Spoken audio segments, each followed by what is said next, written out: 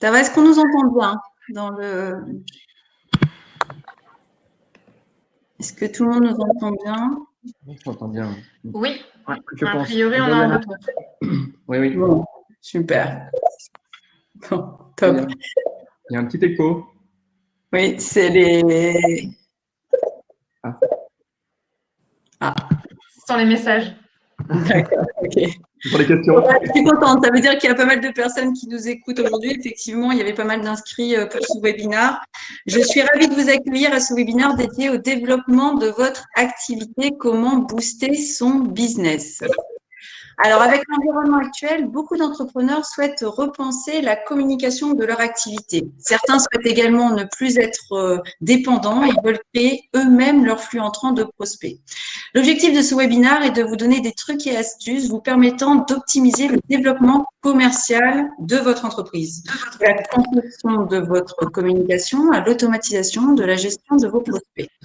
Nous aurons également des retours chiffrés par rapport à des actions et au budget mis en œuvre. Je dépense X euros, je veux X prospects. Nous finirons par le financement de ces budgets et les aides actuelles permettant d'en faciliter l'accès.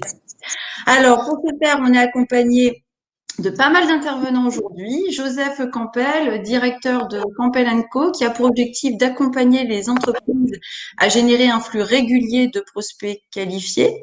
Louis Allard, directeur de Lunar Import, le bureau de design lillois spécialisé dans la création sur mesure de cadeaux d'affaires, high-tech et lifestyle, ou lifestyle.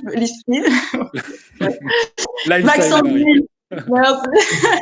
Maxence Ville, directeur de La Quincaillerie, une agence digitale spécialisée dans l'identité graphique, le développement web et la publicité digitale. Et Julie Delannoy, directrice d'Améliore ta gestion, experte du développement d'entreprise. Alors, les intervenants vont mettre leur adresse mail, leur numéro de téléphone, ce qui nous est souvent demandé lors des webinars, parce qu'on n'aura peut-être pas l'occasion de répondre à toutes les questions. Donc, ça vous permettra de pouvoir entrer en contact directement avec eux. Donc, ils vont le mettre dans le chat. Alors, je vais laisser la parole à Maxence parce que le Covid nous a fait repenser notre activité. Et voilà, je veux développer mon business sur le digital. Comment faire? C'est exactement, Marie, la question que tu m'as posée. Déjà, merci aussi pour m'avoir invité pour ce webinaire. J'ai en fait scindé mon intervention en deux étapes. Tu peux même juste passer la slide suivante. D'une part, comment je vais pouvoir dénicher mes prospects, parce que vous le savez, le web il est rempli. Et enfin, en deuxième levier, en deuxième partie, comment on peut profiter des bénéfices du web, parce que votre temps il est précieux et vous allez voir, le web regorge de pas mal d'astuces pour gagner du temps. Et c'est parti. Première partie sur comment dénicher mes prospects et donc susciter l'intérêt pour votre activité.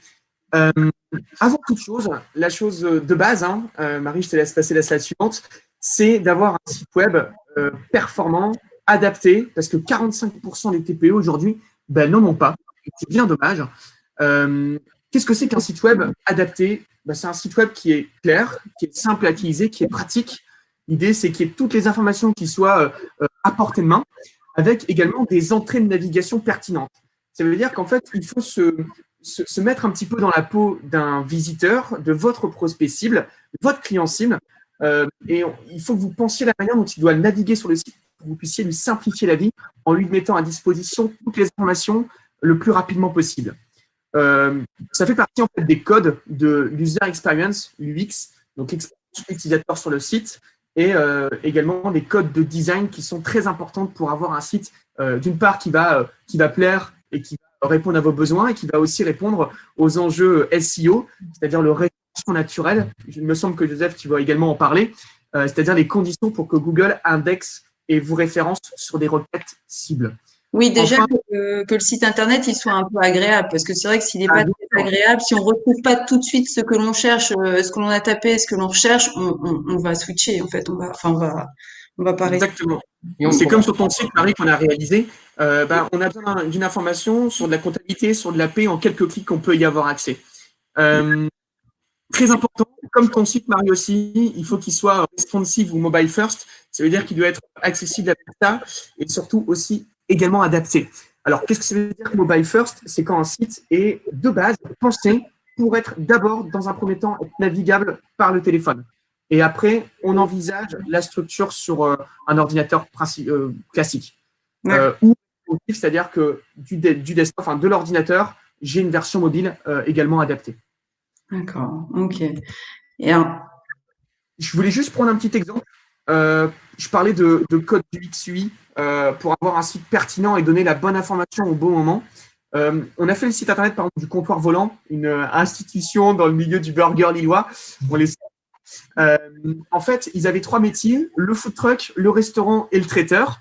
Ce qu'on a souhaité mettre en place avec l'équipe du Comptoir Volant, c'est directement de pouvoir donner le menu du restaurant, donner le menu du food truck qui est différent, et ça en un clic. Donc, la personne qui est intéressée pour une activité de food truck, il va cliquer, il va directement avoir les informations dédiées au food truck. C'est pareil pour le restaurant ou pour la partie traiteur. Il y avait un vrai enjeu pour clarifier le fait qu'ils aient bien 3 offres différentes. oui, c'est donner envie, quoi. Clairement. Surtout quand tu vois les images du site du Comptoir Volant. Vraiment envie, je te confirme. Surtout, il est 12h30, donc bon appétit si vous le regardez. Il y a aussi 80% des internautes qui font une recherche en ligne avant d'acheter un produit ou un service. Il est vraiment commun aussi on entend parler de quelqu'un ou d'une agence ou d'un cabinet. Instinctivement, on va taper le nom du cabinet ou le nom de la personne sur Internet. Donc vraiment, le web est votre première vitrine. Donc faites attention à votre site, il est fondamental. Et pour qu'il soit aussi visible sur les réseaux de recherche comme Google par exemple, pensez SEO. Ça veut dire qu'il faut que votre site ait du contenu pertinent, qui soit bien rédigé, qui corresponde aux normes de Google, avec notamment ce qu'on appelle des métadonnées et des métadags. Des métadags, c'est-à-dire le fait que votre site soit bien balisé, qu'on mette en avant certains mots-clés plutôt que d'autres, afin que votre site remonte naturellement dans les résultats de recherche. Et enfin, très important, le netlinking. Et là, Marie, je crois que tu vas tout de suite me dire, mais qu'est-ce que c'est que le netlinking? C'est en fait le fait que d'autres sites parlent de vous. Ça peut être le fait, par exemple, que des réseaux sociaux, vous partagez votre site web sur les réseaux sociaux, sur d'autres blogs. Faire un peu comme de la RP, de la relation presse, mais sur le web, pour que d'autres sites parlent de vous et que Google se dise « Ah, ce site semble être bien ». Ça marche. Il y a 80, j'adore les chiffres, hein. Il y a 80. Non, mais au moins, c'est démontré. 82% des consommateurs, ils préfèrent apprendre sur l'entreprise depuis leur blog plutôt que de leur publicité. C'est pour ça qu'aujourd'hui, nous, on vous recommande une stratégie très simple, c'est de mettre en avant du contenu actualisé sur votre site. Marie, si tu peux juste passer la slide suivante, s'il te plaît. Alors, à quoi ça sert de mettre un blog sur un site? Déjà, ça permet d'alimenter, qu'il y ait plus de contenu sur votre site, sur lequel, du coup, les robots Google vont pouvoir capitaliser en matière de mots-clés. Et également, ça, c'est pour le côté, on va dire, purement technique, marketing pour les robots de recherche, mais également, ça permet d'asseoir votre position d'expert sur votre blog. Si vous parlez de comptabilité, si vous parlez de développement de chiffre d'affaires, ce sont des choses très importantes qui assoient votre crédibilité auprès de vos futurs clients. Donc, c'est très, très important. Par contre, on peut également vous conseiller, c'est d'écrire régulièrement, c'est-à-dire, alors nous, on recommande 1 fois par semaine à peu près, c'est ce que nous demande Inès sur le chat, ça évite de le laisser à l'abandon et de justement éviter de fausser un petit peu votre image et montrer que votre site ne vit plus. Donc, c'est vraiment, vraiment super important. Également, trouver des sujets qui sont utiles à votre audience, mais aussi utiles à votre SEO. C'est fondamental. Ouais, donc, il faut penser quand même quand on écrit à rendre service à la communauté, mais aussi à penser aux mots-clés qui pourraient nous permettre d'être… Générer des mots-clés. Exactement. Très important. J'ai fait un petit final très rapide pour vous montrer qu'en fait, la partie blogging, la partie sociale, la partie SEO, c'est ce qui va vous amener du trafic. Sur quoi? Sur des sites web, sur des landing pages, c'est-à-dire des pages destinées à un objectif précis sur votre site, une page de vente, une page produit, etc. Et c'est par ce biais de ces pages-là que vous allez pouvoir attirer un nouveau client. Ça veut dire que, par exemple, vous faites un article sur de la comptabilité, sur comment optimiser, je ne sais pas, mon bilan. Très bien. Les personnes qui ont retapé cette recherche vont tomber sur votre site, vont tomber du coup sur votre page de blog, sur lequel ils vont avoir un contenu qui correspond à leur recherche. Et en dessous, on va mettre un livre blanc, on va mettre un formulaire de contact, une demande de rappel. Bref, un objectif qui va pousser, qui va générer un lead sur votre site. Ça va, Marie? plutôt clair? Oui, ça va, parce que moi, les in-band, etc., tu vois, je sais pas trop. C'est pour ça que je traduis exactement. Je réponds à la question de Magali qui nous demande pour Maxence, si je diffuse du contenu chaque semaine sur LinkedIn avec un renvoi plus compile sur mon site web, est-ce que c'est une bonne idée? Bah oui, complètement.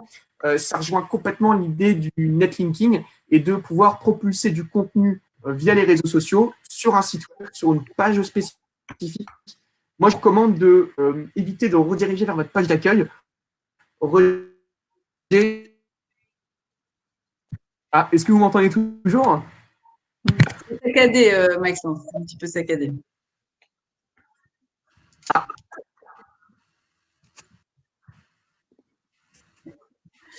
Alors, Maxence, ouais, c'est le in-band, la conversion. Du coup, je peux bien répondre à Maxime. Oui. En fait, le fait de publier sur LinkedIn, ça permettra en fait d'envoyer déjà un signal positif au moteur via la partie sociale, mais également du coup de publier le contenu sur son site permettra aussi de pousser les robots à venir indexer, crawler, parcourir le contenu et du coup le positionner. Ça fera revenir les robots. Donc c'est deux bons signaux à utiliser sans modération. Alors, je vais juste, merci beaucoup Joseph d'avoir pu faire la transition. On se complète vachement, même dans nos métiers. Je réponds juste au point d'Agnès. Le problème, c'est que c'est un peu chronophage. C'est pas une charge, c'est un investissement. Vous investissez votre temps sur la manière de vendre.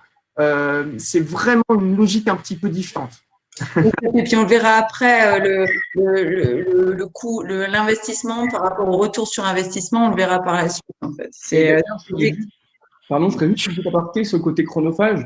En fait, sur une stratégie de contenu, on peut aussi travailler ce qu'on appelle la curation de contenu, c'est-à-dire reprendre des contenus existants sur un sujet, les agglomérer pour monter un dossier costaud sur le dit sujet en fait. Bon, l'idée étant bien entendu de réécrire les contenus en partie pour pas du coup être en duplication et du coup se pénaliser, mais sinon ça peut être aussi une approche intéressante à travailler. Tout à fait. Complètement. Alors, s'il fallait résumer cette première partie en 3 points clés, avant tout, créer un site web simple, efficace, qui permet d'informer et de collecter des leads ou d'effectuer des ventes si vous avez un e-commerce. La deuxième recommandation, c'est de mettre en place une stratégie de contenu poussée pour asseoir votre position d'expert et améliorer votre notoriété auprès des robots Google et vos clients, évidemment. Et enfin, la troisième recommandation, c'est de penser des leviers d'acquisition de conversion avec un S en SEO, en SEA, pour booster votre visibilité et votre chiffre d'affaires. Ça, c'est le thème quand même de partie. Très rapidement, sur les bénéfices du web pour vos ventes, j'interviens plus là sur le côté casquette commerciale que j'occupe au quotidien à la quincaillerie. Je vais vous livrer quelques secrets qui me permettent de booster aujourd'hui ma réactivité pour nos clients et également notre chiffre d'affaires. C'est parti. J'ai pris un peu le modèle pour démarrer des phases de développement des startups. En fait, souvent, les startups, elles se forment, elles créent une vision, une mission, une stratégie. Elles le testent, en le confrontant au marché. Et après, quand le test est validé, hop, on va à ce qu'on appelle le scaler, c'est-à-dire le mettre à des niveaux bien supérieurs. Et en fait, vous pouvez faire un peu la même chose avec votre organisation commerciale. Je m'explique. Vous pouvez, dans un premier temps, ce qu'on appelle… C'était parfait, Marie. On était en phase. On peut, en fait, ce qu'on appelle standardiser. Ça veut dire quoi? Ça veut dire ramener une même manière de produire un service à une norme ou un modèle unique. Ça, c'est fondamental. En fait, votre relation client, la manière dont vous allez processer une opportunité de vente, elle va être de la même manière à chaque fois. Pour gagner du temps, alors justement, les bénéfices, on va les voir juste tout de suite. C'est qu'avant toute chose, vous allez gagner jusqu'à 18% de revenus en standardisant vos process de vente par rapport aux entreprises qui ne le font pas. Ça, c'est une vraie proposition de valeur, c'est que vous allez dégager comme une nouvelle marge parce que vous aurez standardisé. Oui, c'est pas forcément ne plus avoir le lien avec le client et les prospects, mais c'est juste ne pas oublier de rappeler les prospects, les prendre en considération, programmer le retour du devis auprès du prospect, etc. Exactement. Par exemple, nous, dès qu'on a une interaction avec un prospect, on va se mettre une tâche de rappel, ou on va demander à quelqu'un de l'équipe de mettre une tâche de rappel. Vraiment, c'est qu'on a une méthodologie qui nous est propre, qui permet d'une part de garantir la satisfaction de nos clients, ou tout au moins tenter d'y parvenir. C'est la mission première ici avec Thierry. D'avoir une bonne qualité dans les échanges, d'éviter également les gaspillages de temps, voire même de les supprimer. Également de définir clairement le début et la fin de chacune des tâches, de chacun des cycles, pour avoir quelque chose qui peut être décomposé, déstructuré, et qui permet donc d'être automatisé au fur et à mesure. Je vais y venir juste après. Ça permet également la formation des collaborateurs. Nous, on a la chance d'avoir une équipe qui est grandissante, malgré le contexte. Et hier, on a accueilli un nouveau commercial. Et ben, je m'empresse de lui préparer, de lui montrer toute cette partie standardisation qui permet d'améliorer nos process et donc du coup la qualité de service. Et enfin, ça permet également de réduire les coûts puisque en standardisant au maximum, vous allez pouvoir reconcentrer vos ressources humaines sur des valeurs, sur des tâches à forte valeur ajoutée qui génèrent directement du cash. Si on applique à vos process de vente, c'est de développer vos leads grâce au web marketing avec les quelques techniques que je vous ai déjà démontrées et que Joseph va approfondir d'ici quelques minutes. Ça évite également de faire trop de calls et d'emails froids qui n'ont pas forcément un taux de succès pertinent. Ça permet également, dans un deuxième temps, de séquencer ce qu'on appelle votre pipe commercial en étapes clés. Et enfin, et c'est très important, d'uniformiser votre relation commerciale pour arriver à chaque fois à un niveau de service et de qualité très important. Mais comme toute vente, et tu l'as dit tout à l'heure, Marie, c'est très important de garder ce côté humain, surtout chez nous, la quincaillerie. On ne s'appelle pas Leroy Merlin, je le dis souvent, parce que l'humain est au cœur de notre accompagnement. Et c'est pour ça qu'il est quand même important de personnaliser vos échanges, la personne, le secteur d'activité, le projet, la mission. Et justement, parce que vous aurez dégagé du temps sur des trames de mails à chaque fois, etc., que vous pourrez en fait vraiment vous dédier du temps sur l'accompagnement. L'idée, en fait, c'est d'être malin et d'être assez discret pour concentrer vos efforts sur votre vraie valeur ajoutée. La deuxième étape, après avoir standardisé, pour créer justement une expérience incroyable, c'est de ce qu'on appelle automatiser. Alors, ça veut dire quoi? C'est-à-dire qu'après que vous aurez au fur et à mesure standardisé, vous allez vous rendre compte qu'il y a plein de choses qui sont à chaque fois identiques dans votre manière de vendre, de travailler, d'accompagner les clients. Et vous allez au fur et à mesure pouvoir automatiser des choses qui n'ont pas de valeur ajoutée ou qui peuvent être avec de l'IA ou avec des techniques simples, vraiment tout simplement automatisées. Ça passe par la gestion des contacts commerciaux, ça passe par l'envoi de mails, la relance de devis, la relance de factures, qui sont des points très importants, notamment pour votre BFR. Wassim, tu nous parles de marketing automation et c'est un bon exemple également. Le fait de pouvoir envoyer la newsletter, de la relance de paniers abandonnés, etc. C'est des choses qui sont fondamentales pour booster votre e-commerce. Les bénéfices de l'automatisation, je pense qu'ils sont plutôt simples. Vous accélérez le processus de transformation, vous réduisez évidemment les coûts, ça va plaire à Julie, et vous simplifiez également et vous permettez de vous concentrer encore plus sur l'essentiel. Mais encore une fois, comme la standardisation, moi je vous recommande de garder quand même une approche, une personnalisation très importante et une approche one-to-one. C'est pas parce que vous automatisez que vous devez plus passer du temps au téléphone ou mettre une bande vocale. Bien au contraire, c'est justement pour continuer à conseiller vos clients et les accompagner. Là, vous avez une vraie valeur ajoutée. Appliquer à votre entreprise, ça veut dire quoi? Ça veut dire que vous pouvez créer automatiquement des devis, vous pouvez mettre en place automatiser les échanges d'emails, relancer les prospects automatiquement et affecter automatiquement des rendez-vous à un commercial spécialisé. C'est vrai que c'est important d'avoir le commercial qui est adapté au profil qui en fait la demande. Désolé, j'ai des problèmes. Je pense qu'il doit jouer à Mario Kart au bureau. Donc, du coup, il y a un petit peu de décalage Internet. Mais je vais juste donner un dernier exemple très rapidement. Merci Marie d'avoir fait la passation.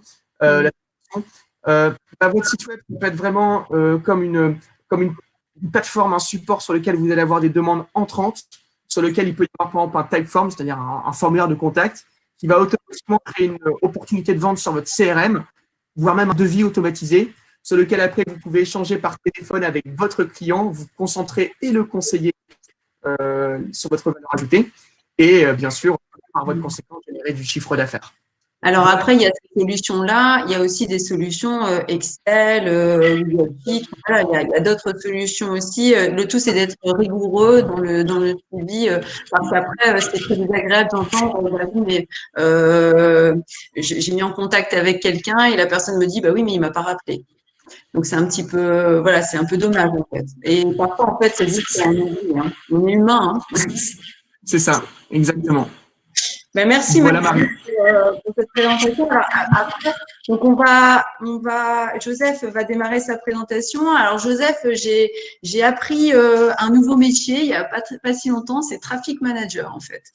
C'est quoi Traffic Manager, Joseph? C'est quoi un Traffic Manager? C'est normal que tu aies appris l'explication du métier parce qu'en fait, même au sein du digital, on est des ovnis. Donc, en fait, le Traffic Manager, en gros, trouve le ou les canaux adéquats qui permettront en fait, de capter les prospects. Alors, par canal, j'entends tous les leviers d'acquisition, de trafic, de visibilité sur votre site, par exemple. Alors, l'idée, en fait, c'est de tester les différents leviers, messages. Et en fait, une fois qu'on a trouvé les formats gagnants, j'en parlais dans le chat juste avant, notamment en termes de rentabilité, on peut scaler. Donc, le scale, hein, c'est quoi? C'est l'échelle. Et ça permet, en fait, dès qu'on a déterminé qu'il fallait dépenser 30 € pour capter un prospect, bah, si on en veut 10, il va falloir en dépenser 300. À partir de là, on peut aisément croître et surveiller sa renta. Et d'ailleurs, hein, tout à l'heure, Maxence parlait d'automatisation. Dans l'automatisation ou la semi-automatisation de votre recrutement client, du coup, une fois qu'on a réussi à trouver son modèle gagnant et le coût pour aller chercher les prospects, on peut du coup automatiser ou semi-automatiser finalement, tout en surveillant et pilotant son activité. Alors justement, je vous ai dit, le Traffic Manager, il trouve le ou les canaux adéquats pour capter les prospects. Alors je vous propose de définir du coup ce qu'on appelle des leviers d'acquisition. Alors, non, c'était la slide d'avant. Donc du coup, je vais commencer par la partie gauche. Donc de gauche à droite, on a l'emailing. Donc l'emailing, hein, je pense pas qu'il faille l'expliquer.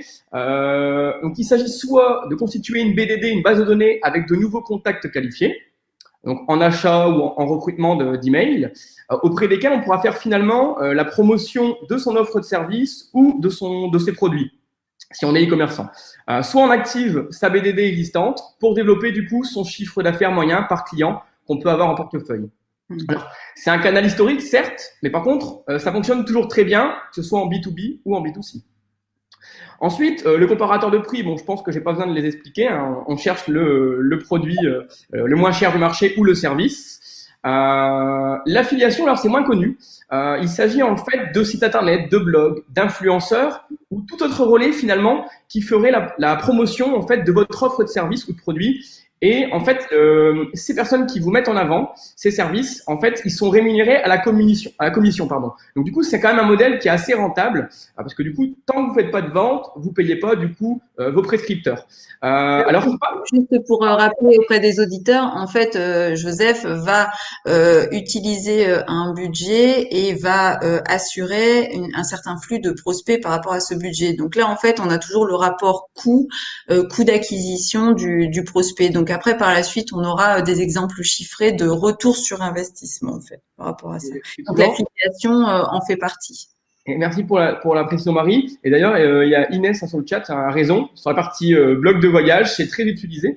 Alors, c'est pas utilisé forcément que pour ce type de produits ou d'offres de services. On a plutôt tendance à penser que c'est réservé à l'e-commerce, mais pas que. Ça s'utilise beaucoup dans la banque, l'assurance, même les plombiers utilisent un système d'affiliation. Par exemple, des sites comme Star of Service, ils sont sur un modèle derrière au coût par acquisition d'affiliation. Même un cheministe, finalement, peut travailler sur ce type de canal. Alors, pour info, sur certains de nos clients, ce canal peut représenter jusqu'à 25% d'apport de CA en plus à l'année. Donc, du coup, c'est quand même un canal à ne pas négliger, surtout qu'il n'y a pas d'investissement au départ, puisque c'est un canal où on paye la commission. Un petit peu, finalement, comme un VRP qui serait rémunéré aux ventes apportées. Et enfin, sur cette partie gauche, la partie hors ligne, donc communication dite non digitale. Bon, ça reste toujours très complémentaire au digital, hein. D'ailleurs, les détaillants, les retailers parlent de plus en plus de commerce phygital. Donc, il y a associé à la fois le commerce physique et le commerce digital. Enfin, partie de droite, du coup, le display. Donc, du coup, c'est l'affichage publicitaire classique. Vous savez, les encarts sur les sites normalement thématiques, en accord avec votre offre de service. Donc, ici, on est sur un modèle au coût par 1000. C'est-à-dire que vous payez, en fait, pour 1000 affichages. Donc, clairement, ce n'est pas un modèle que j'utilise spontanément parce que, du coup, la rentabilité est plus difficile. Autre levier d'acquisition intéressant qu'a évoqué Maxence, c'est le SEO. Donc, du coup, le Search Engine Optimization, ou en français, l'optimisation de votre site pour les moteurs de recherche. Alors, en fait, Maxence l'a évoqué, on travaille pour, du coup, optimiser la visibilité de vos sites sur les moteurs de recherche. On travaille sur les contenus de votre site. On travaille sur la popularité intrinsèque à votre site Internet. C'est-à-dire que plus on parle de vous sur un sujet donné, plus vous êtes, du coup, référence sur ce sujet. Et également la partie structurelle qui avait été qualifiée par les 2 points qui étaient métatag et métadonnées. Alors ça, c'est un levier pour le coup qui est moyen long-termiste en termes de retour, mais par contre qui est très rentable à terme. Autre canal d'acquisition pour se rendre visible, du coup, pour rendre visible son offre de service ou de produit, le SEA. Donc tu peux passer, Marie, parce que j'ai fait une slide dédiée en fait à ce canal parce qu'on va vraiment rentrer en profondeur dessus. Donc ça, c'est le Search Engine Advertising. Donc désolé encore pour l'anglicisme. En fait, c'est simplement les liens commerciaux que vous retrouvez, vous savez, en haut des moteurs de recherche. Les liens où sont écrits annonces, donc c'est des liens publicitaires. Alors ici, on est sur un modèle au coût par clic, c'est-à-dire que vous vous rendez visible auprès d'une régie publicitaire, on va souvent parler de Google, et cette régie se rémunère, vous rend visible auprès de vos prospects lorsqu'ils tapent un mot-clé dans Google, au coût par clic, c'est-à-dire que vous payez dès que quelqu'un clique. Alors c'est un modèle qui est assez complémentaire au SEO, parce que lorsqu'il est bien optimisé, parce que si vous reprenez un résultat de Google, tout en haut, vous avez les résultats du coup de SEA, publicité. En dessous, vous avez la partie Google Maps et la partie lien bleu qui est du coup lié au SEO. Donc du coup, l'idée, c'est de cannibaliser finalement l'entièreté de la visibilité pour maximiser ceux qui cliqueraient sur votre offre de service, vos produits. En tout cas, le SEA, c'est un modèle OCPC. Certes, vous payez au coût par clic, mais par contre, quand c'est bien optimisé, c'est redoutable. C'est quoi OCPC? Le coût par clic. Ah oui, pardon, excuse-moi. Et enfin, du coup, autre levier que je vais aborder ici, c'est la partie réseaux sociaux. Alors, par réseaux sociaux, j'entends ici et Facebook et LinkedIn. Alors, bien évidemment, il y en a d'autres que vous pourriez déployer ou optimiser par rapport à vos objectifs business, par rapport à vos cibles.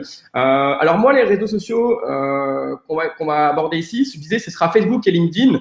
Pour moi, ils s'apparentent vraiment à des annuaires géants, très qualifiés en B2B et B2C. Donc ici, on est également sur un modèle au coût par clic. C'est-à-dire que dès lors que vous allez être visible auprès de vos cibles, que les cibles cliqueront, vous serez débité du coup du montant du coût par clic. Alors, pour déterminer les leviers, en fait, pour que vous puissiez déterminer vos leviers, il est nécessaire en fait que vous définissiez vos personas. Alors, c'est quoi un persona? Un persona, en fait, c'est un portrait robotype de vos cibles, des clients, des prospects que vous souhaitez atteindre. Il y a beaucoup plus de brins là quand même. Alors non, il n'y a pas de… Maxence a répondu, merci Maxence. Alors, vous voyez, par exemple, imaginons mon prospect numéro 1, ça pourrait être un dirigeant d'entreprise d'une PME dans les Hauts-de-France. Alors là, du coup, j'ai plutôt m'orienter sur Google Ads, donc du coup en SEA, et ou en LinkedIn Ads. De la même manière, imaginons que mon prospect 2 soit une femme type de 18 à 35 ans dans les Hauts-de-France. Pareil, je pourrais travailler la partie Google Ads et ou Facebook Ads. En fait, l'idée, c'est vraiment de se poser et d'essayer de définir finalement les portraits robots de vos cibles pour définir quels seraient les leviers d'acquisition parmi ce que j'ai évoqué tout à l'heure pour aller piocher dedans. Alors, une fois ce postulat de départ, on peut du coup orienter et spontanément se dire quel pourrait être le potentiel derrière chacun des canaux. Alors maintenant, justement, comment générer un flux de prospects via le SEA, donc du coup via Google AdWords. Alors déjà, juste pour rappeler un chiffre, Maxence aime bien les chiffres, je vais lui faire plaisir. Faut pas oublier que Google, c'est plus de 91% de part de marché en France. Alors, pourquoi? Alors, c'est le canal que je préfère, honnêtement. Là, c'est carrément c'est à la fois objectif et subjectif. Pourquoi je préfère le SEA? Alors, il y a une citation que j'aime bien, que j'ai mentionnée ici. Donc, le search, c'est un moment. Ce moment de recherche, c'est l'opportunité marketing idéale de capter l'attention. Bah oui. quand un prospect, un internaute tape un mot-clé sur Google, ce mot-clé traduit un besoin, une intention. Donc, du coup, vous savez directement ce dont vos prospects ont besoin. C'est magique quand même. Alors, justement, on peut découper ces intentions en 3 familles que j'ai listées ici. Donc, l'attention dite informationnelle. Donc, clairement, là, on est à la recherche. Le mot-clé porte sur une recherche d'information. Alors, toutes les questions, par exemple, qui, que, quoi, quel, meilleur, etc. Alors, meilleur plombier, quelles sont les aides de l'État pour installer un poêle à granules, comment monter mon entreprise. Et ben du coup, vous allez pouvoir vous rendre visible si vous êtes dans mes exemples, du coup, plombier, cheministe ou comptable. Ensuite, la partie transactionnelle, là, on est clairement sur l'achat. Donc, achat plus votre produit ou vos services.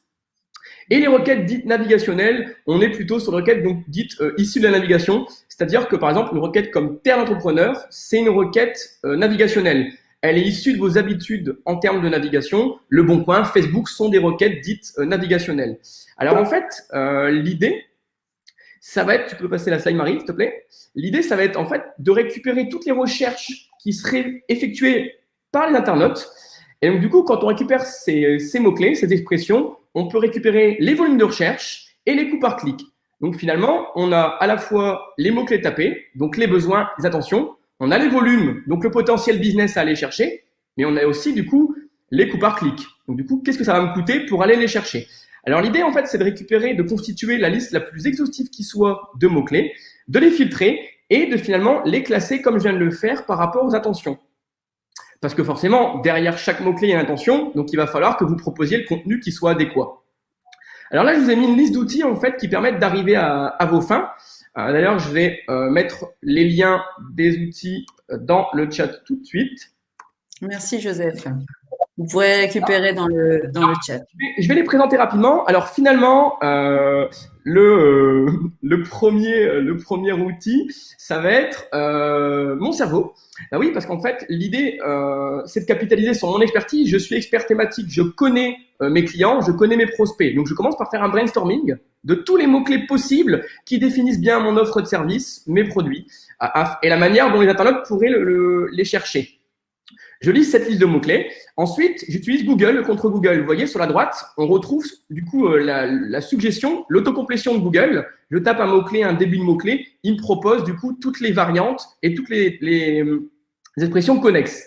L'idée, ça va être de récupérer toutes ces expressions pour avoir une super liste de mots-clés. Une fois que j'ai fait ça, qu'est-ce que je peux faire? Je me rends du coup sur le site de Neil Patel, que j'ai mis en lien dans le chat. En fait, le site de Neil Patel, qu'est-ce qu'il fait? Il prend chacun des mots-clés que vous rentrez et il vous sort toutes les suggestions qui seraient du coup associées. Enfin, on se rend du coup sur Google Ads qui va pouvoir nous donner d'autres suggestions. Donc, j'arrive avec une super liste de mots-clés avec les volumes de recherche mensuels. Donc, vous savez combien de fois vos prospects tapent tel et tel mot-clé. Donc, du coup, vraiment le potentiel business, je le disais, et du coup, les coûts par clic correspondants. Alors, je vous propose maintenant d'aller du coup sur Google Ads pour structurer votre compte. Alors ça, c'est une étape à pas négliger surtout, parce qu'en fait, ça va vous permettre de suivre et de piloter correctement vos campagnes, et surtout ici, dans un souci de rentabilité. Alors, j'ai présenté le document. Donc du coup, plus bas, vous voyez, il y a des mots-clés qui sont rattachés du coup à des pages d'atterrissage, dites landing page, qui finalement sont les pages qui répondent aux besoins de l'internaute en termes de contenu. Derrière, ces expressions sont regroupées sont rattachées à des annonces, qui s'afficheront dans Google quand l'internaute tapera le mot-clé. Donc, du coup, je tape un mot-clé, mon annonce s'affiche, l'internaute clique, il arrive sur une page qui répond à son intention, à son besoin. Et enfin, ces annonces sont du coup regroupées dans des groupes d'annonces et dans des campagnes. Alors vraiment, ça, c'est une structure à penser dès le départ. Ça va permettre de piloter votre activité. Donc du coup, en exemple, ça donne quoi? J'ai fait des exemples juste après pour que ce soit plus clair. Alors, je vous disais, le découpage, il permet précisément de connaître l'efficacité et la renta en fait de tel ou tel mot-clé. Par exemple, ici, c'est une campagne du coup pour un plombier serrurier chauffagiste. Donc vous voyez, tout en haut, j'ai mon compte Google Ads qui reprend une campagne dépannage plomberie. Donc, une campagne, ça peut se traduire finalement comme un pan macro de votre offre de service. Vous voyez, lui, il est plombier, dépannage plomberie, et il est serrurier, dépannage serrurier. Dans la partie dépannage plomberie, j'aurai plusieurs sous-pans de services. Dépannage plomberie, dépannage cumulus ballon chaudière, et tout ce qui est inhérent aux canalisations. Et donc, du coup, tous les mots-clés qu'on a trouvés tout à l'heure, finalement, on va les attribuer à tel groupe d'annonces. Par exemple, ici, les mots-clés remontés étaient urgent plombier, urgence plomberie, et chauffagiste, qui appartiennent du coup au groupe d'annonces dépannage plomberie. En fait, je le disais, je vais répéter parce que c'est vraiment un élément clé. Là, en fait, si vous découpez correctement vos campagnes de la sorte, vous allez pouvoir connaître la rentabilité de chacun des mots-clés. Et ensuite, on n'a pas mélangé les torchons et serviettes, si je puis dire. Donc, du coup, vous allez pouvoir voir, par exemple, si vous êtes plombier, OK, le budget que j'ai octroyé à la partie dépannage plomberie, ça permet d'apporter du client et c'est rentable. Contrairement à la partie, par exemple, canalisation bouchée. Vous voyez? Oui, c'était pas facile à dire. Donc, voilà un peu l'idée. Alors, un autre exemple juste après. Donc, du coup, sur un site de vente de chaussures, donc, vous voyez, on retrouve tout en haut le compte Google Ads qui regroupe du coup des campagnes chaussures hommes, chaussures femmes. Vous voyez, vraiment deux catégories distinctes en termes de produits. Et dans la partie chaussures hommes, je vais retrouver les tongs, les baskets et les chaussures de ville. Et donc, du coup, en dessous, je retrouverai mes mots-clés tongs, achat tongs, tongs cuir et vente tongs. Voilà. Alors, une fois qu'on a structuré le compte, il va falloir utiliser ce qu'on appelle les opérateurs dits booléens. Donc, vous voyez, j'ai mis les 3 types d'opérateurs à utiliser. Donc, il y a l'opérateur avec le plus, qui est l'opérateur appelé requête large modifiée. Je l'expliquerai juste après. Ensuite, on a l'opérateur entre guillemets, qui est l'opérateur dit expression. Et ensuite, l'opérateur dit exact. Alors, vous voyez, dans mon schéma, j'ai précisé sur la partie chaussures. Alors, en fait, faut pas oublier que derrière, Google, c'est un robot. C'est-à-dire que si vous mettez votre liste de mots-clés qu'on a constituée précédemment dans Google Ads, il va vous faire remonter sur n'importe quoi, en fait, parce que c'est un robot, il ne comprend pas vraiment ce qui se cache derrière. Donc, les opérateurs vont lui permettre de cadrer les moments où il vous rendra visible. Je vous rappelle quand même qu'il faut optimiser cette visibilité puisque vous payez au coût par clic. Et vous voyez, par exemple, imaginons que je sois cheministe et que je mette le mot-clé cheminée sans opérateur booléen. Si un internaute tape cheministe Philippe, les cheministes Philippe, pour ne pas les citer, du coup, même si je ne suis pas de la marque cheminée Philippe, du coup, je vais remonter parce que j'aurais pas mis l'opérateur. Alors, les opérateurs permettent justement d'exclure cette partie. Vous voyez, par exemple, ici, j'ai mis plus chaussures plus classiques au pluriel. Ça me permettra de remonter sur chaussures classiques, chaussures dames chic et classiques. La partie entre guillemets permet en fait de restreindre le champ de recherche de l'internaute, mais de travailler toutes les variantes orthographiques au pluriel, sans accent, etc. Et enfin, la partie entre crochets, c'est vraiment la partie exacte. C'est-à-dire que si vous rentrez par exemple ici chaussures classiques au pluriel avec cette orthographe-là, vous ne remonterez sur aucune autre orthographe possible.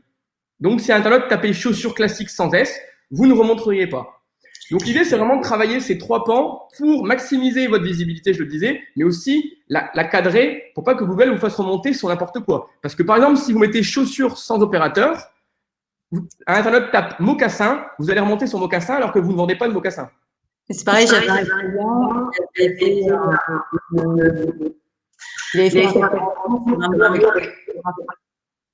et ça fonctionnait. Puisqu'en fait, le mot avec la faute d'orthographe peut monter très régulièrement, en fait. Oui, effectivement, on récupère vraiment l'entièreté de ce que Internet peut taper, finalement. Oui. Alors, je vous propose maintenant de passer à Facebook Ads, alors qui, je vous rappelle, est un modèle également qui fonctionne au coût par clic. Alors, contrairement à Google, où là, en fait, l'utilisateur exprime son besoin, en fait, au travers de sa requête, du coup, son intention. Ici, l'idée, c'est plutôt d'aller chercher des profils types qui correspondent à vos profils, cible, la persona, au regard, du coup, je l'ai indiqué ici, de critères sociodémographiques, mais aussi par rapport à des centres d'intérêt. Alors, en fait, vous faites cette sélection et vos publicités s'afficheront soit sur le côté, soit dans le fil d'actualité de vos personnes. L'idée étant soit de les faire arriver sur une page d'atterrissage, qui présente votre offre de service ou vos produits, ou encore vers un formulaire qui serait possible de remplir directement sur Facebook. Alors, petit tips, honnêtement, le système de formulaire qu'on peut remplir directement sur Facebook, ça marche très bien. Et généralement, sur les campagnes clients, c'est ce qui fonctionne le mieux pour la récolte d'adresses mail notamment. Joseph, si je peux me permettre d'intervenir très rapidement, C'est vrai que c'est une stratégie qui est gagnante quand tu associes par exemple un livre blanc, c'est-à-dire que voilà, vous ciblez par exemple les dirigeants d'entreprise ou les responsables RH, vous allez donner un livre blanc avec une astuce, avec un thème très précis. Et pour accéder à ce guide PDF, livre blanc, eh ben, en effet, il faut compléter directement le formulaire sur Facebook Ads. Et je partage pleinement ton avis sur le fait que c'est l'une des méthodes les plus redoutables sur Facebook.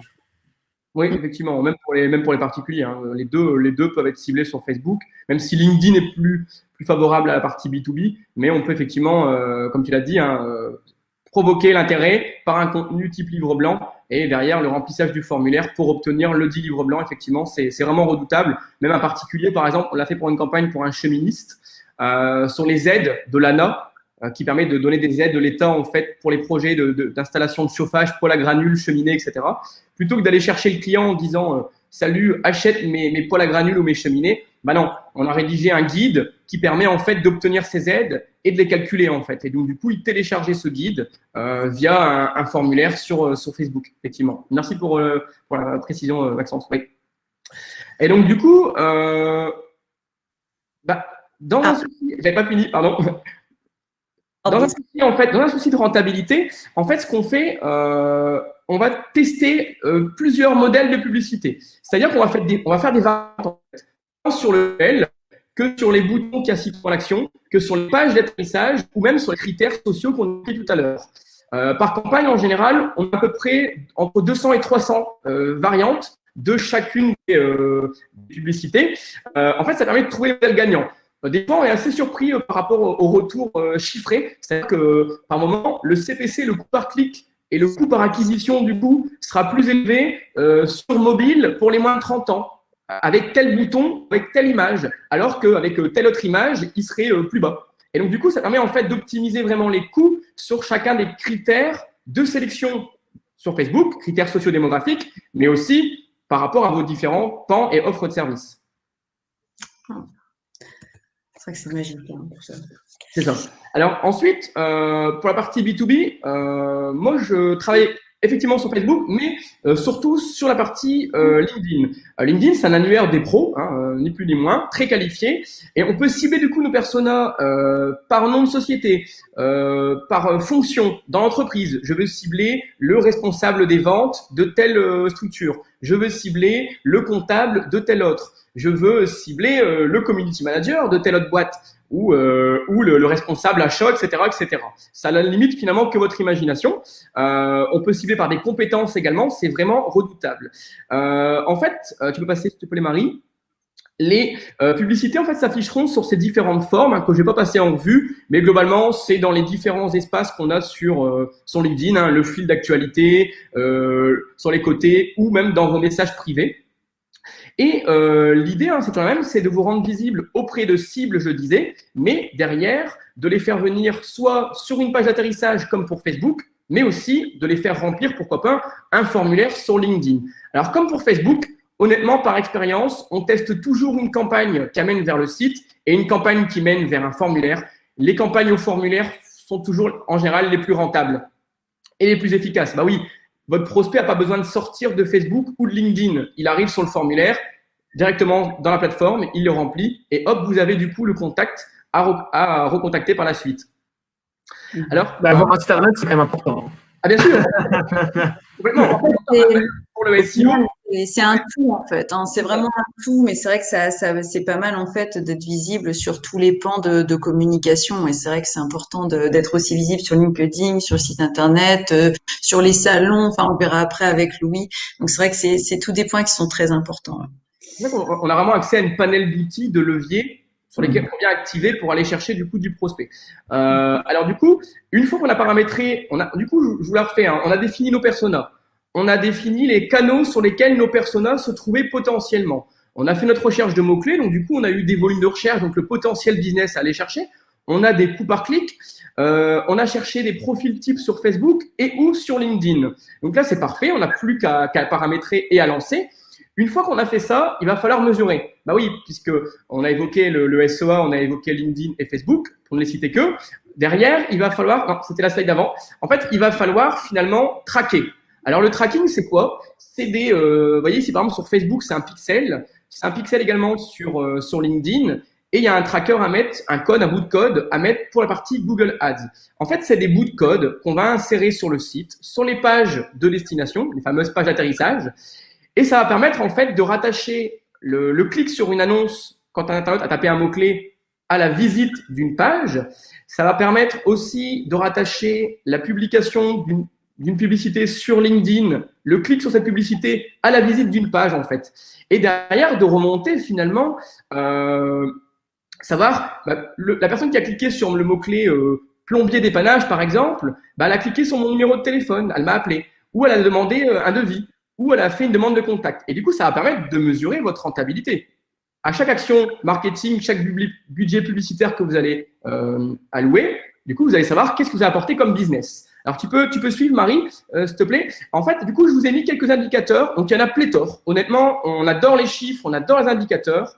Mais si vous ne deviez que surveiller quelques indicateurs, quelques KPI, suivez cela. Ça vous permettra de faire de grandes choses. Alors, l'impression, je vais la définir. L'impression, c'est quoi? C'est simplement ceux qui ont vu votre message publicitaire, donc qui ont vu votre annonce sur Google, qui ont vu votre site sur Google en SEO, qui ont vu votre publicité sur Facebook ou qui ont vu votre publicité sur LinkedIn, pardon. Donc, elle a imprimé votre message publicitaire. Ensuite, la partie clic, je pense que ça se passe d'explication, c'est le clic du coup sur l'édite annonce. Ensuite, la partie budget, oui, il va falloir que vous définissiez et que vous surveillez le budget que vous allouez en fait à vos différents canaux. Un autre qui est plus intéressant, c'est le taux de clic. Alors, le taux de clic, du coup, c'est le ratio entre ceux qui ont vu votre message publicitaire et ceux qui ont cliqué. Ça va permettre finalement de mesurer l'impact, le côté, l'attractivité, j'allais dire, de votre offre de service et de votre annonce. Est-ce que votre message publicitaire est attrayant ou pas? Là, ce sera mathématique, c'est oui ou non. Ensuite, le coût par clic. Le coût par clic, je l'ai dit, c'est le modèle de fonctionnement des régies publicitaires. Ensuite, le taux de transformation, oui, ça va être du coup le delta, finalement, le ratio entre ceux qui sont venus sur votre site, qui ont cliqué, et ceux qui ont acheté. On est là pour aller chercher de la demande de contact, on est là pour capter des nouveaux prospects, les transformer en clients pour de la vente. Donc, du coup, il faut mesurer ce taux de transformation. Ensuite, le coût par acquisition, c'est ni plus ni moins, du coup, la différence entre le budget que vous avez alloué et ceux qui sont venus sur votre site. Combien il a fallu dépenser en termes de pub pour une conversion? Et rappelez-vous, tout à l'heure, je vous parlais d'échelle, c'est-à-dire que à terme, c'est vraiment mathématique, c'est un peu côté humain, c'est un peu effrayant, côté business, c'est génial. C'est-à-dire que à terme, quand on sait que je vous disais, pour 3 €, on peut recruter un client. Du coup, si vous en voulez 10, ça vous coûtera 30 €. C'est vraiment mathématique. Et enfin, le retour sur investissement, qui est ni plus ni moins du coup que le CA que vous avez généré par vos actions de communication, l'investissement que vous avez fait, moins, le CA généré, moins l'investissement sur l'investissement du coup, le retour sur investissement. Enfin, pour piloter du coup, non, c'était bon, c'était synchrone, Marie. Enfin, du coup, pour piloter tout ça, nous, ce qu'on fait, c'est qu'on met un tableau de bord en fait sur Google Data Studio, donc c'est gratuit. Et ça permet en fait de remonter tous les indicateurs, donc du coup de Google, de Facebook, de LinkedIn, sur ce même tableau de bord. Donc du coup, on aura dessus les coûts par clic, on aura le nombre de conversions, on aura le coût de recrutement, le ROI et les budgets. En fait, ça va permettre de piloter, de suivre en temps réel votre activité, vos dépenses publicitaires et surtout votre renta, je réinsiste là-dessus. Et en fait, ça évite aussi de devoir se connecter aux différentes plateformes. Alors, on a fait des exemples des cas clients, voilà, pour avancer un petit peu, parce qu'on a pris un peu de retard. Tout à fait, très rapidement. Alors, j'ai masqué les noms des clients par rapport à un souci de confidentialité, parce que là, je vous donne carrément par moment les coûts d'acquisition. Donc, du coup, forcément, il y a un droit de regard là-dessus. Alors, pour un e-commerçant, on avait travaillé l'entièreté des leviers, donc le SEO, le SEA, LinkedIn, Facebook, pardon, l'emailing, et on a multiplié donc du coup en 6 mois par 2 le nombre de commandes quotidiennes et par 4 son trafic en SEO. Donc, il est passé, en fait, pour tout vous dire, il est passé de 4000 visiteurs mensuels, c'était un e-commerçant, à, du coup, 20 000. 16, pardon. Mauvais calcul.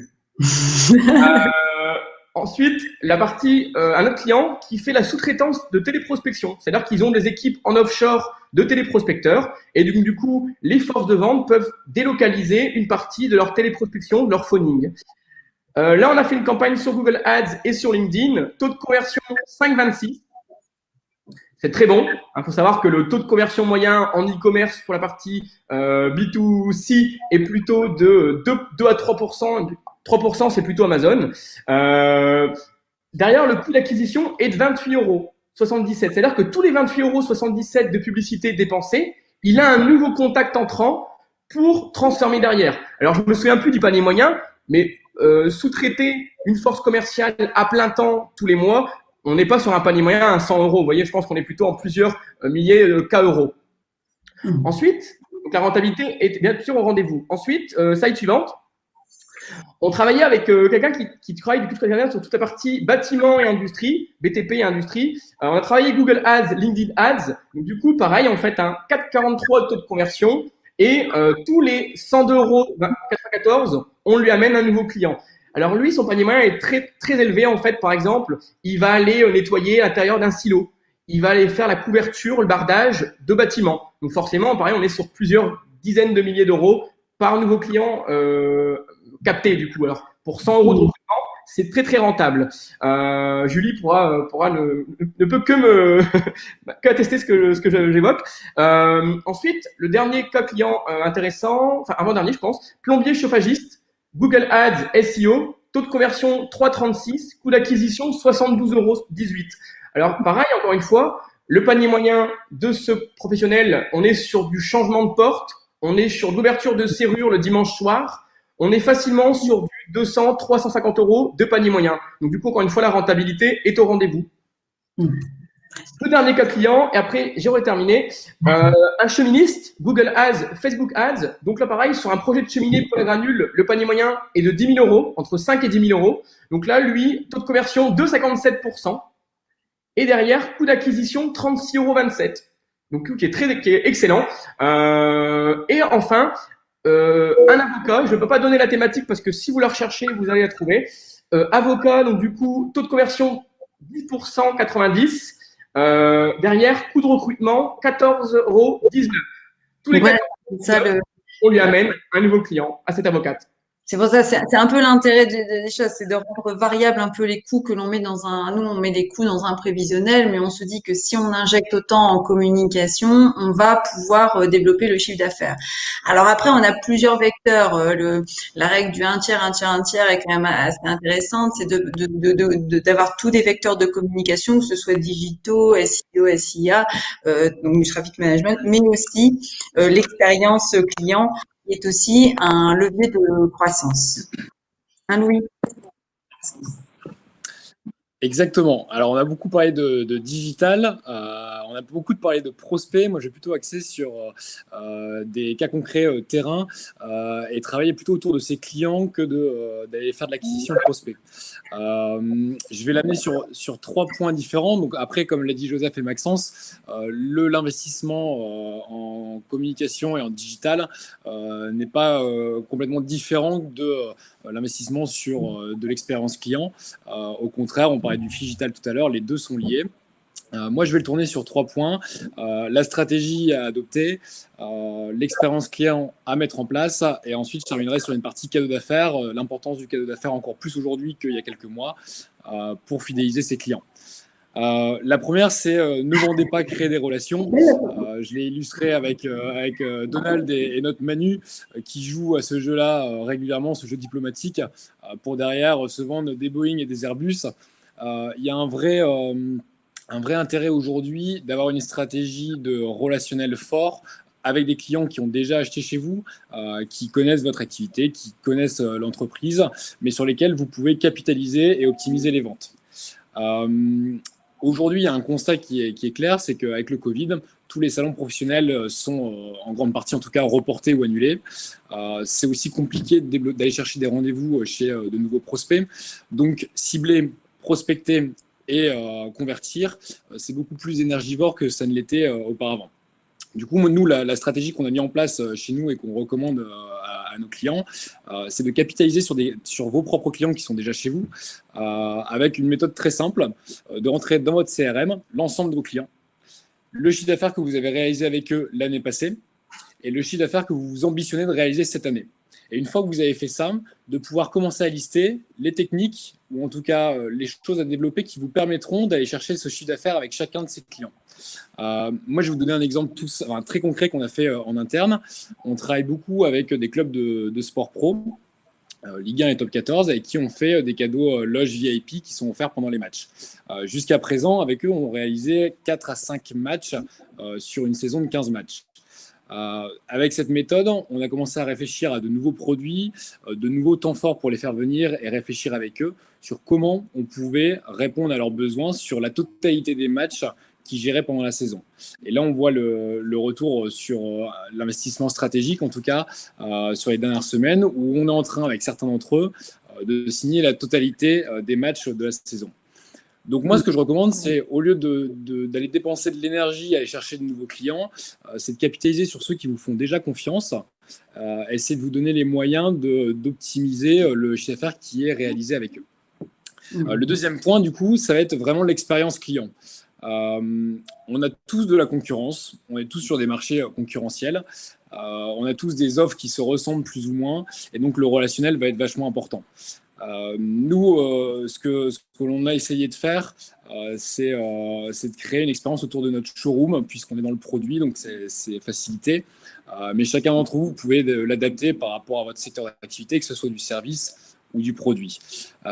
Chez Lunar, on a créé une journée qu'on appelait la journée lunaire. On tourne beaucoup autour de cette expérience spatiale où on fait venir nos clients qui viennent de partout en France, Paris ou même plus loin, et on leur fait vivre une journée ici dans le Nord avec dans un premier temps déjà une séance de travail autour de leurs besoins. Donc les clients arrivent chez nous, on les accueille un peu sur les codes de l'hôtellerie, un bienvenu, c'est important, un petit déjeuner copieux, et ensuite on fait en sorte de travailler sur l'ensemble de leurs sens. Donc on va travailler avec un diffuseur d'huiles essentielles pour travailler l'odorat, on va travailler la vue avec des lumières d'ambiance, l'ouïe avec une petite musique d'accueil, le goût avec ce petit déjeuner, et enfin le toucher avec l'ensemble des produits qui sont dans notre showroom. C'est tout bête, c'est des détails, mais ça met le client à l'aise et c'est le début de l'expérience qui commence, une expérience qu'il n'a pas l'habitude de faire chez d'autres clients. Ensuite, une fois qu'on l'a mis à l'aise, on a cette session de travail où on développe avec lui les besoins qu'il peut avoir. Et une fois qu'on a fini cette session-là, donc ça, en général jusqu'en début d'après-midi, on les sort complètement du bureau et on les emmène dans un estaminet de la région. On finit avec quelques bières typiques de la région avant de les remettre dans le train. Et c'est bête, ça prend du temps, mais ça fonctionne. Parce que chacun des clients qui a accepté de venir jusqu'à chez nous a repassé commande dans le mois qui suit et a passé une commande supérieure à la commande qu'il avait passée précédemment. Parce que le relationnel, c'est humain. Tout le monde a envie de passer un bon moment. Tout le monde a envie de sortir aussi un peu de sa routine du quotidien. Ils sont contents de se déplacer. Ils sont contents de l'attention qu'on leur porte. Et demain, quand il faudra choisir sur 2 offres de cadeaux d'affaires qu'on peut proposer entre nous et un client, je suis sûr à 90% qui nous choisiront à la place du concurrent. Deuxième exemple d'expérience client forte, à plus petite échelle, pour vous montrer que vraiment on peut travailler sur différents temps de la commande. Nous, on a créé une expérience autour de la livraison de notre marchandise. Avec 2 choses très simples. On a personnalisé un scotch avec cette thématique spatiale, encore une fois, où on leur souhaite la bienvenue sur la Lune et un pas de plus sur la Lune. Et puis, on a cette petite photo qu'on intègre dans chacune de nos commandes avec l'illustration du préparateur qui a préparé la commande du client. C'est des petites choses, mais ça donne le sourire quand les gens reçoivent leur colis. Que ça soit un petit magasin ou une grande chaîne de distribution, même la grande chaîne, ça va être dans un entrepôt avec un logisticien, je peux vous assurer que l'information remonte jusqu'à l'acheteur et ça crée, ça fait parler, ça casse les codes et ça leur donne envie de recommander assez rapidement pour revivre cette petite expérience qui ne coûte pas grand-chose, mais qui nous différencie de la concurrence. Donc sur cette partie expérience, il n'y a pas besoin d'investir énormément d'argent. Il n'y a pas besoin de faire du produit, on peut aussi faire du service, ça peut très bien jouer sur l'accueil du client, ça peut jouer sur la proposition commerciale qu'on lui propose en la marketant un peu mieux. Et très concrètement, nous, ce qu'on constate depuis qu'on l'a mis en place, donc on a mis ça en place à la sortie du déconfinement, on constate une hausse de notre chiffre d'affaires de 50% sur les 3 derniers mois par rapport à la même période l'année passée. Donc, on a eu 2 mois de mise en route et là, on en voit tous les bienfaits. Donc, depuis le 1er juillet jusqu'à aujourd'hui, on a 50% de chiffre d'affaires en plus qui est généré uniquement avec cette technique-là. Top.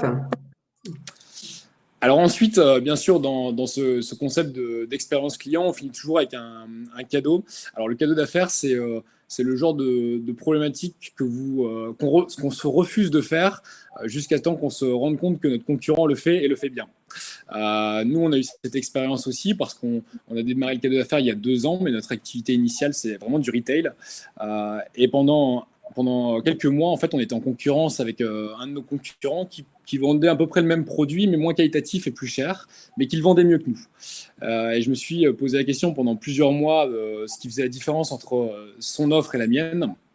Et j'ai compris le jour où il m'expliquait qu'en fait, il offrait des cadeaux aux responsables de rayon des magasins qui vendaient le plus pour les féliciter de leur vente, pour les gratifier, mais surtout pour que ces gens-là utilisent le produit et le cadeau au quotidien et qu'ils soient capables de mieux le vendre que mon produit chez nous, chez Lunar. Donc le cadeau d'affaires, c'est la chose qu'on repousse et pourtant elle a de l'importance et elle en a encore plus maintenant qu'il y a quelques mois avant le Covid parce qu'on a besoin de renforcer ces liens avec nos clients et de les conserver dans notre base de données. Pourtant, ça peut être aussi une fausse bonne idée ou un faux pas si c'est mal fait.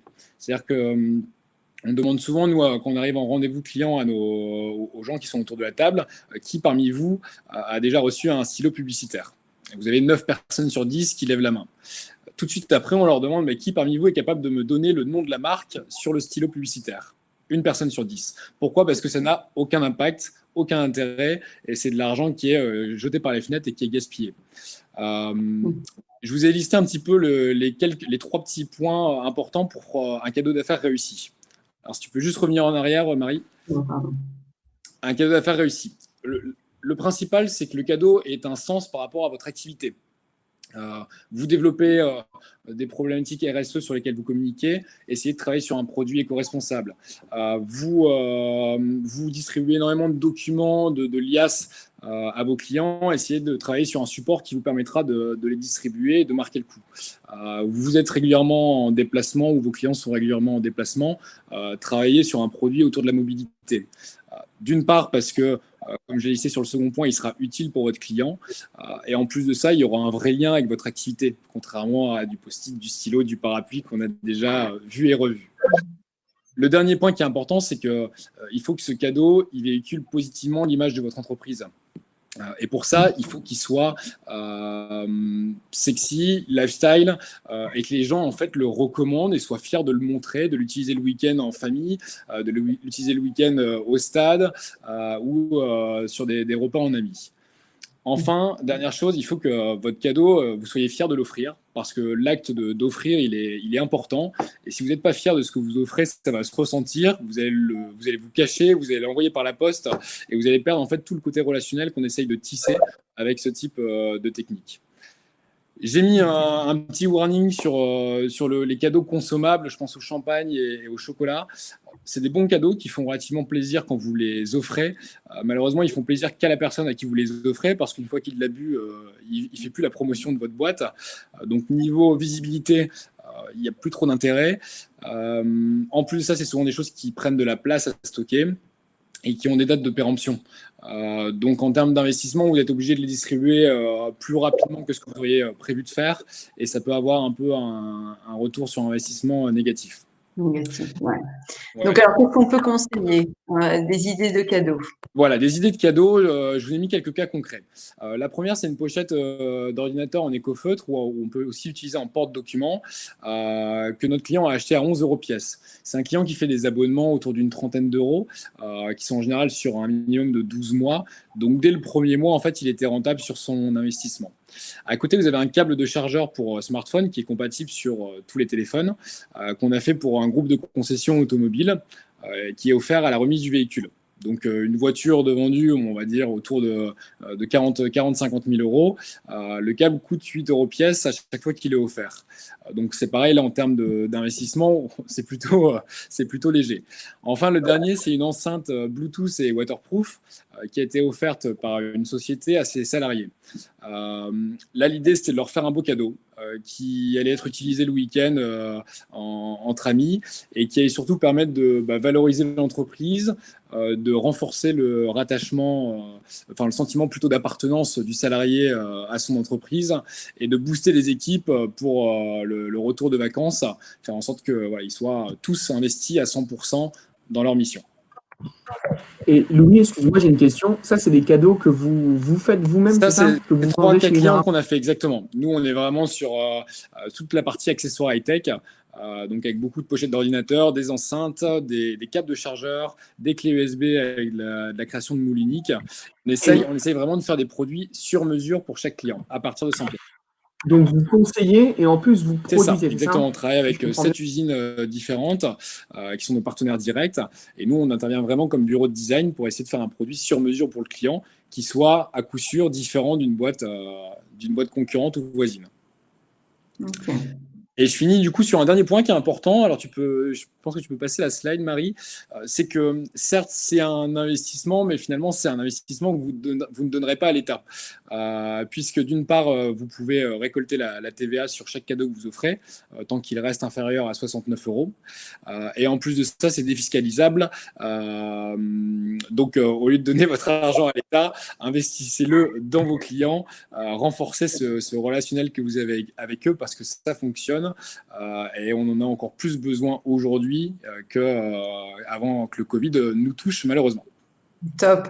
Merci Louis pour ce point parce que c'était Plaisir. important de remettre, voilà, il y a l'aspect digital. Avec le Covid, c'est vrai qu'on a un fort développement sur le digital, mais l'humain reste quand même une forme de communication déterminante pour chaque entrepreneur. Alors après avoir vu tout ça, mais comment on finance en fait? Comment on va pouvoir financer tout ça? Alors, très bien. Bon, merci Louis pour la transition sur l'aspect déductible, défiscalisation, etc.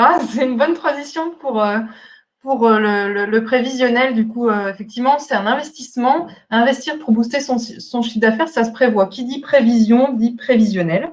Donc, en fait, c'est fortement conseillé quand on envisage d'investir dans le développement de son activité, de fixer ses objectifs de chiffre d'affaires, de quantifier les ressources dont on va avoir besoin pour parvenir à remplir ces objectifs-là et de prévoir la façon dont on va financer ces ressources. Donc, de façon tout à fait schématique, quand on va commencer par se poser un certain nombre de questions.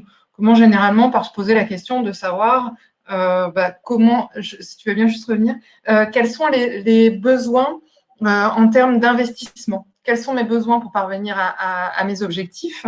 Comment est-ce que je vais les financer? Ensuite, de savoir si mon activité est rentable. Alors, évidemment, si elle l'est encore plus, c'est mieux.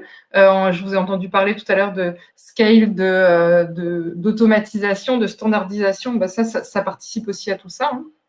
Et puis, est-ce que mon activité me permet de rembourser mes prêts existants et puis les nouveaux prêts si je passe par le financement bancaire? Ensuite, on va se poser la question de savoir si la trésorerie, c'est-à-dire le solde bancaire, est toujours positif. Et là, on va de toute façon, si jamais on détecte un déficit dans une de ces questions, et comme vous le voyez, c'est circulaire. Donc, c'est qu'à un moment donné, on a mal calibré nos besoins. Alors, la communication, ça se finance. J'ai bien aimé, Maxence, tout à l'heure, disait, oui, c'est pas une charge, en fait, mais c'est un investissement. Et effectivement, il faut le considérer comme tel. C'est un investissement. Qui dit investissement dit retour sur investissement sur la durée. C'est pas une charge qu'on va avoir uniquement à un instant T. On investit sur son développement à moyen et à long terme.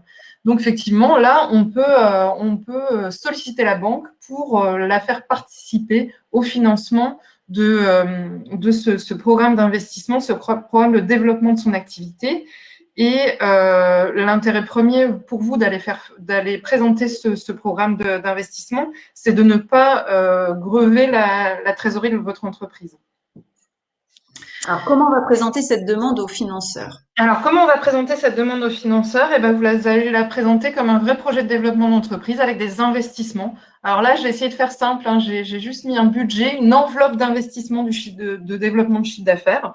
Je l'ai calibré à 18 500 de façon tout à fait arbitraire. C'est pas un engagement sur les travaux de mes confrères. Mais du coup, l'idée, c'était de se dire, bon, ben voilà, j'ai un budget, je prévois 18 500 euros. Comment est-ce que je vais le financer? Je vais faire appel à un prêt bancaire sur 36 mois de 20 000 euros pour couvrir ses besoins. Pardon. Donc, première étape, le plan de financement. Deuxième étape, le compte de résultat. Évidemment que si on investit, c'est pour développer son chiffre d'affaires. Alors, volontairement, je ne vais pas forcément, pour bien schématiser cette idée que ce n'est pas un investissement qui va donner un retour tout de suite. C'est un investissement sur lequel qu'on va mesurer peut-être à moyen terme, sur 1 voire 2 années. L'idée, c'est de se dire, est-ce que mon activité est rentable? Elle est rentable quand je dégage un bénéfice. Et là, oui, effectivement, on va vérifier cette fameuse ligne résultat de l'exercice pour voir si c'est toujours positif. Donc, 2, le compte de résultat.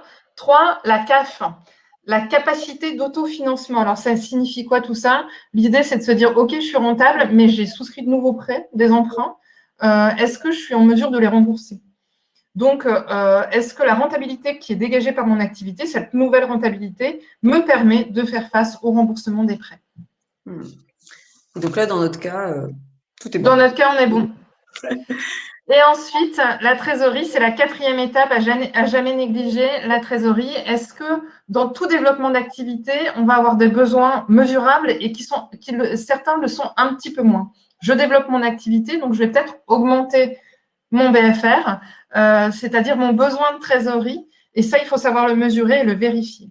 Donc, la 4e étape, c'est effectivement la trésorerie. Donc, si on doit faire une petite checklist, on va vérifier les équilibres au sein du prévisionnel qu'on va réaliser. On va vérifier qu'on finance bien l'intégralité de nos investissements, y compris les besoins de trésorerie. On va vérifier la rentabilité de son business aujourd'hui et demain. On va vérifier qu'on peut rembourser ses prêts, les nouveaux également, et on va vérifier que la trésorerie, c'est-à-dire le solde en banque, reste excédentaire. Et si on est bon sur tous ces points, l'objectif est rempli. Donc là, dans notre exemple, on est parti sur un exemple simple où en fait, on avait 100% de notre investissement, notre ligne budgétaire, qui était financée par de la dette bancaire. Sachez qu'en termes de digitalisation, on peut quand même avoir des aides. Par exemple, si vous développez un site de e-commerce, alors vous étiez un commerçant traditionnel, disons, vous pouvez avoir accès à des aides et à des financements de la part de l'INAC.